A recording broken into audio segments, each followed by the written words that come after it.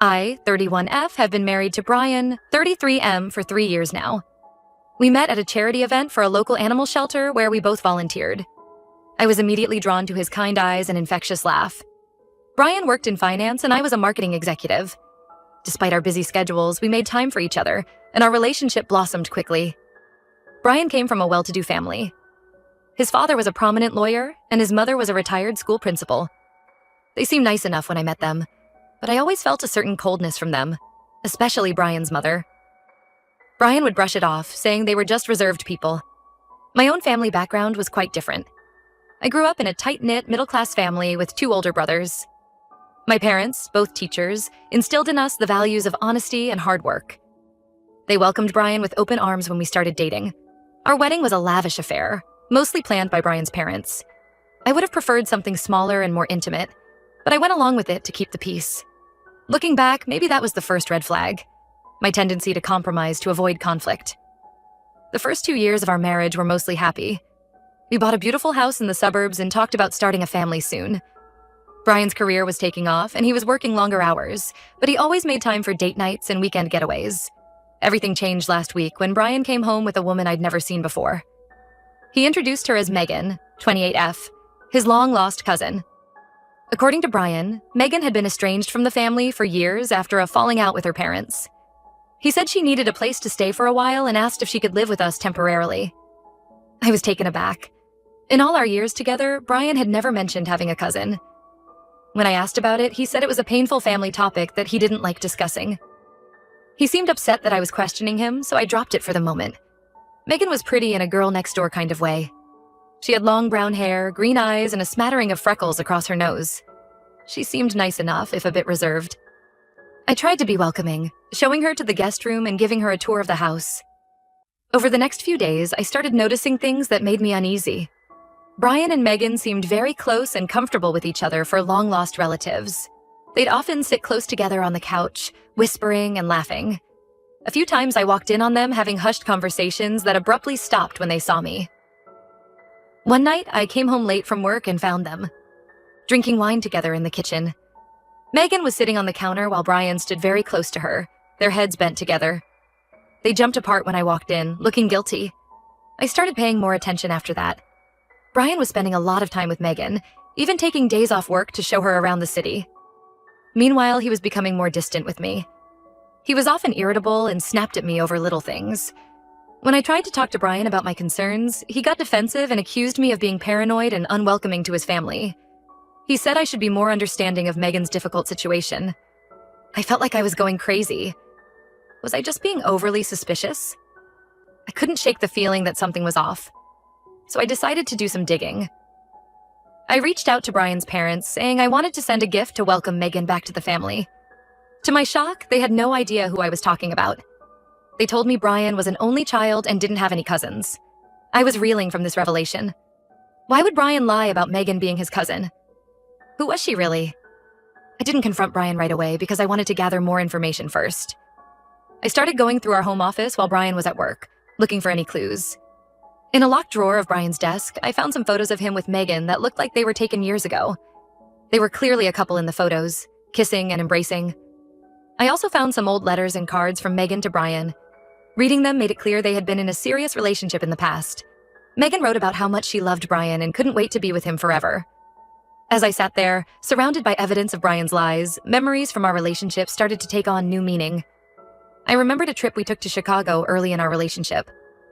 Brian had been acting strange the whole time, constantly checking his phone and disappearing for long periods. He claimed it was work stress, but now I wondered if he had been meeting Megan. There was also the time I found a woman's earring in Brian's car. He said it must have belonged to a coworker he had given a ride to, but he got unusually defensive when I asked about it. Had it been Megan's all along? My head was spinning. I couldn't believe Brian had lied to me like this. I sat there for hours, reading through everything and trying to make sense of it all. When Brian got home that night, I confronted him with what I'd found. At first, he tried to deny it, but when I showed him the photos and letters, he broke down and admitted the truth. Megan was his ex-girlfriend from college. They had dated for 3 years and were even engaged at one point. But Brian's parents disapproved of Megan, thinking she wasn't from a good enough family. They pressured him to break things off, threatening to cut him off financially if he didn't. Brian gave in and ended the relationship, which devastated Megan. Recently, Megan had reached out to Brian again. She told him her marriage had ended in divorce and she was struggling. Brian said he felt guilty about how things ended and wanted to help her. He claimed he only intended to give her temporary support until she got back on her feet. I asked Brian why he lied about who Megan was. He said he was afraid I wouldn't understand if I knew the truth. He swore nothing inappropriate had happened between them and that he loved me. But I didn't know what to believe anymore. As Brian talked, I thought back to all the times in our relationship when things hadn't quite added up. The unexplained absences, the secretive phone calls, the times he got overly defensive about innocent questions. Had he been in touch with Megan all along? I thought about my own family. How disappointed they would be to learn about Brian's deception. My brothers had always been protective of me, and I knew they would be furious. My parents, who valued honesty above all else, would be heartbroken. I told Brian that Megan needed to leave our home immediately. He initially protested, but gave in when he saw how serious I was. Megan left that night to stay with a friend. Now I'm left trying to process everything. I feel betrayed and like my whole marriage has been built on lies. The future I thought we were building together, the plans for children, the house we bought, the life we were creating, it all feels tainted now. Brian is begging for forgiveness, promising to cut all ties with Megan and go to couples counseling. But I don't know if I can ever trust him again. Every time I look at him, I see the photos of him with Megan, the love letters she wrote him. I haven't told anyone what's happening yet. I'm embarrassed and ashamed, feeling like I should have seen this coming. I keep replaying every moment of our relationship in my head, wondering what else I might have missed. I'm not sure what to do next. Should I try to work things out with Brian? Or is this betrayal too big to move past? I love him, or at least I thought I did. But how can I stay with someone who lied so easily and for so long? I'm scared of starting over at 31. We've built a life together, and the thought of dismantling it is overwhelming. But the thought of staying and always wondering, always doubting, is equally daunting. I could use some advice. Has anyone been in a similar situation? How did you move forward? I feel lost and alone, and I'm not sure where to turn next. Update 1. It's been about 2 weeks since my last post, and a lot has happened. I want to thank everyone for their advice and support. It really helped me gain some clarity during this confusing time.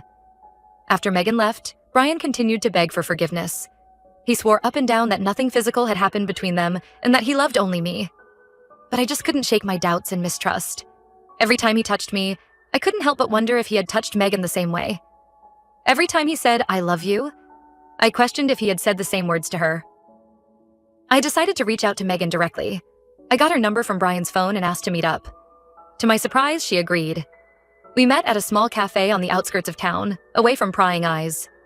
Megan seemed nervous, but willing to talk. Her story matched Brian's in some ways, but there were key differences. She confirmed they had dated in college and been engaged.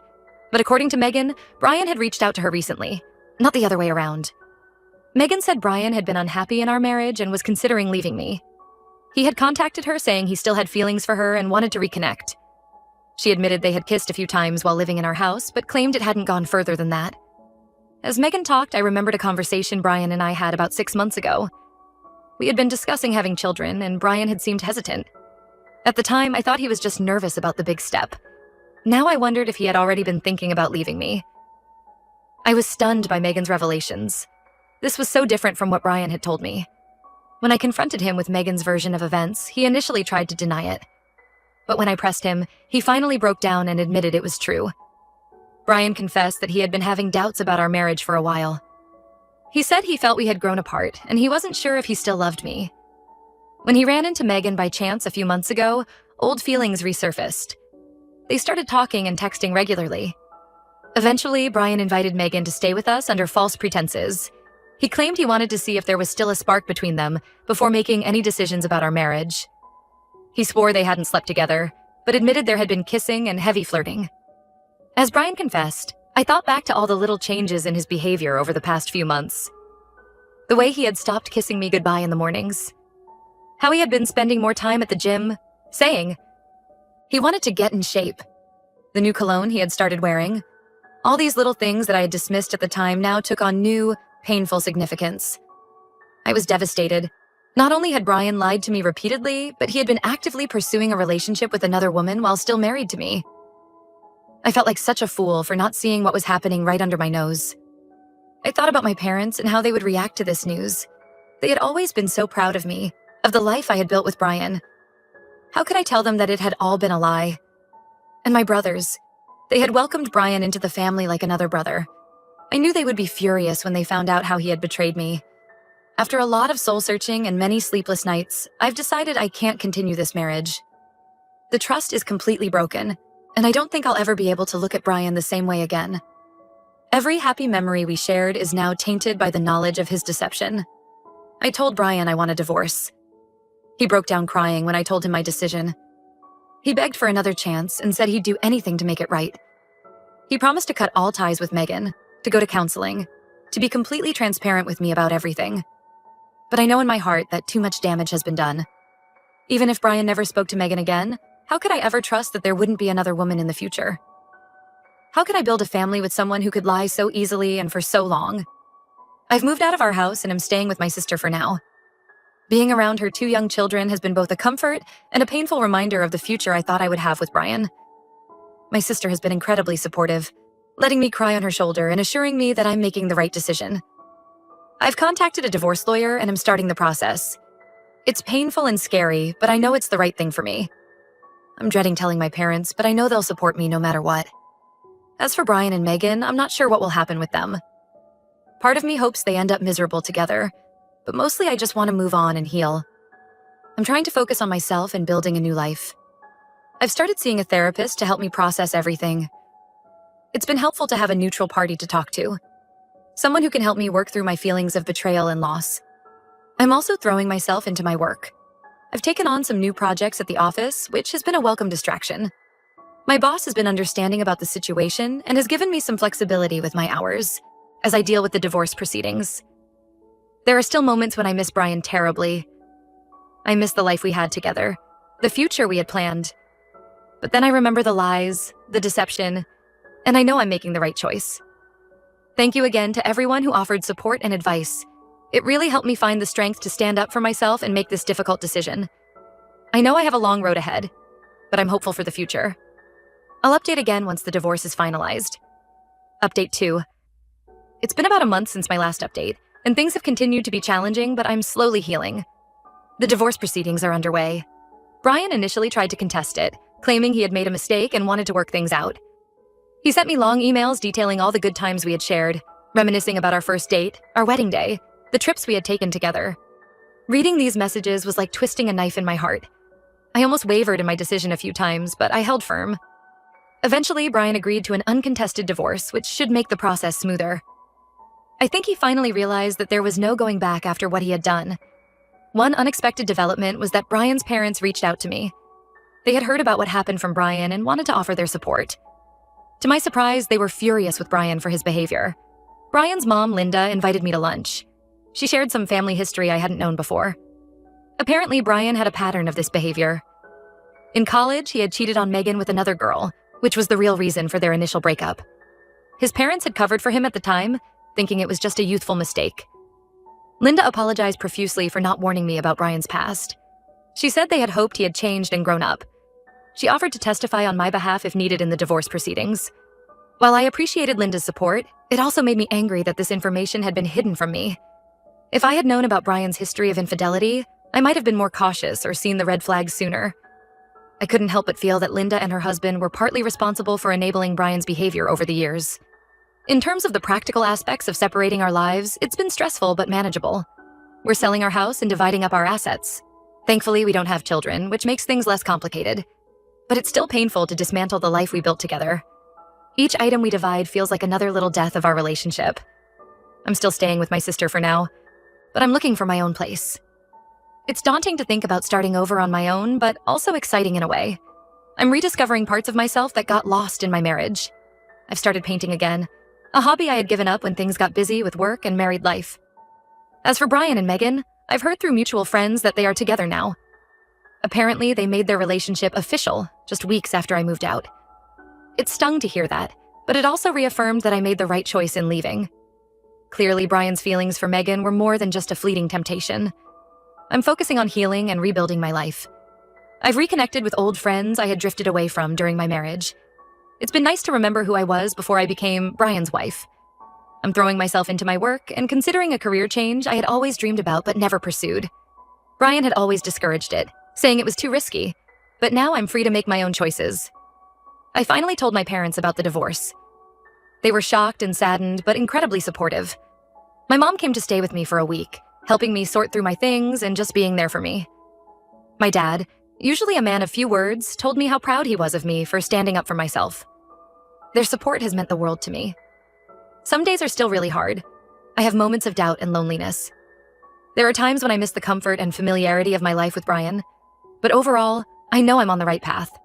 I'm proud of myself for being strong enough to walk away from a bad situation instead of settling. My therapist has been helping me work through my feelings of betrayal and self-doubt. We've been exploring why I stayed silent about my suspicions for so long, and how I can trust my instincts more in the future. It's painful work, but I know it's necessary if I want to have healthy relationships moving forward. I've also joined a support group for people going through divorce. It's been helpful to talk to others who understand what I'm going through. Hearing their stories has made me feel less alone in this journey. Work continues to be a good distraction. I've thrown myself into a big project that's been challenging but rewarding. My boss has hinted at a possible promotion in the near future, which is exciting. Thank you again to this community for all the support. It's been a source of strength during this difficult time. I'll post another update once the divorce is finalized. Update 3. It's been about 3 months since my last update. The divorce was finalized last week, and I'm feeling a mix of emotions: relief, sadness, and hope for the future. The process ended up being relatively smooth, thanks in large part to the support of Brian's parents. True to her word, Linda provided a statement about Brian's history of infidelity, which helped my case. In the end, we reached a fair settlement without having to go to court. I've moved into my own apartment now. It's small but cozy, and it feels good to have a space that's all mine. I've been enjoying decorating it and making it feel like home. I've hung up some of my paintings, which feels like a symbol of reclaiming my identity. As for Brian and Megan, I've heard through the grapevine that things aren't going well for them. Apparently, the excitement of their affair has worn off and they're struggling with trust issues. Brian's cousin told me that he saw them having a heated argument in public recently. Part of me feels a bit of schadenfreude, but mostly I'm just glad it's not my problem anymore. I've started dating again, very casually. It's been both exciting and terrifying. My first date was a disaster. I was so nervous I could barely string 2 words together. But it's gotten easier with practice. I'm taking things slow and being careful with my heart. But it's nice to be reminded that there are good people out there. Work has been a great distraction and source of fulfillment. I got that promotion I mentioned in my last update, which has been a nice boost to my confidence. I'm also taking some classes towards that career change I talked about before. It feels good to be working towards a goal that's just for me. My relationship with my family has grown even stronger through this ordeal. My brothers have been incredibly protective, sometimes to a fault. I've had to remind them a few times that I can fight my own battles now. My parents have been a constant source of support, always there with a listening ear or a home-cooked meal when I need it. I still have moments of sadness and anger about what happened. The other day, I found an old photo of Brian and me from our honeymoon, and it brought back a flood of emotions. But those moments are becoming less frequent and less intense. I'm starting to look back on my marriage as a learning experience rather than just a source of pain.